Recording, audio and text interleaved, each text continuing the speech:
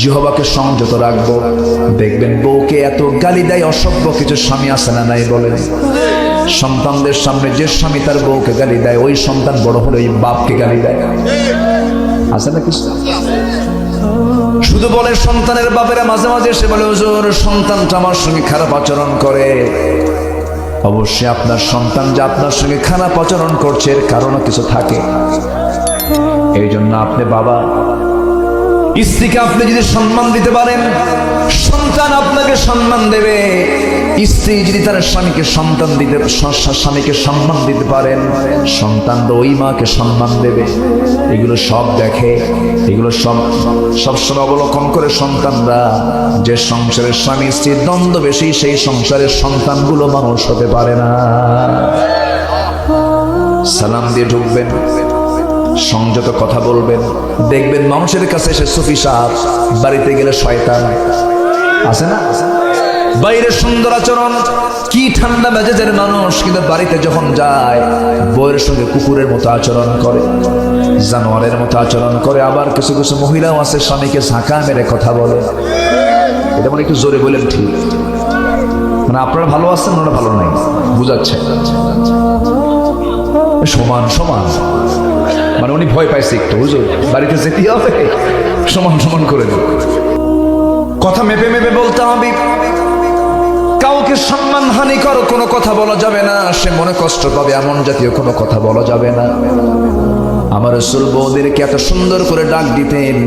আম্মা জান আয়েশা বলেন, রাসূল আমাকে হুমায়রা বলে ডাকতেন বেশি। ও লাল টুকটুকে এইদিকে আয়। বলেন তো এরকম পাম্পট্টি মারলে বউ কখনো খারাপ আচরণ করবে নাকি?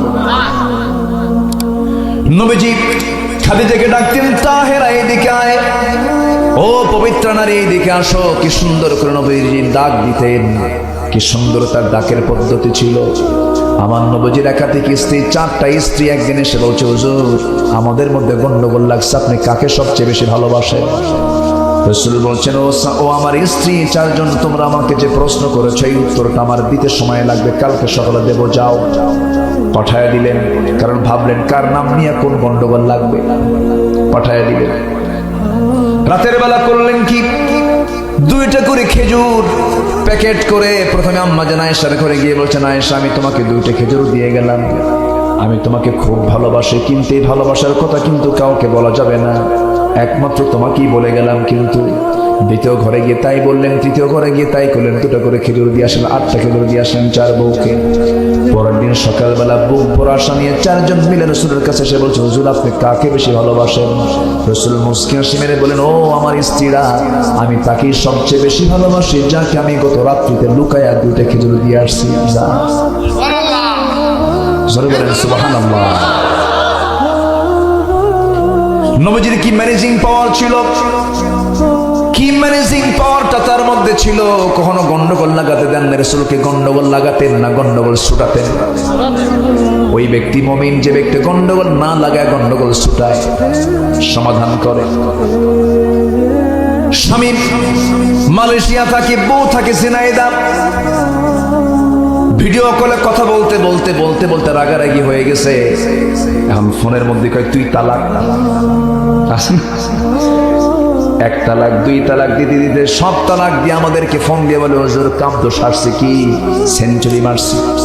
সেঞ্চুরি মানে কি, বউকে 100 তালাক দিচ্ছে। 100 তালাক তো হয় না, হুজুর রাগ উঠছিল। কি উঠছিল? রাগ। তাহলে আগে চিন্তা না আগে কথা? আগে চিন্তা না কথা? চিন্তা। তালাক টালাক দিয়ে কাঁদবে, হুজুর কাম তো সারছে, হুজুর তো বউ তো আমাকে খুব ভালোবাসে, আমিও ভালোবাসি, তালাক তো দিয়ে দিলাম, এখন কি করা যায়? হুজুর রাগের মাথায় তালাক দিলে কি তালাক? কি ফতুয়া এখন জিজ্ঞাসা করি।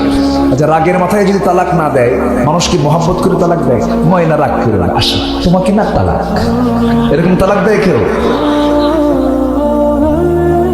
কি কথা কি বোঝা যায়? বোঝা যায়? আচ্ছা রাগের মাথায় যদি কেউ কাউকে গুলি করে, মরবে না? যদি ঠান্ডা মাথায় গুলি করে,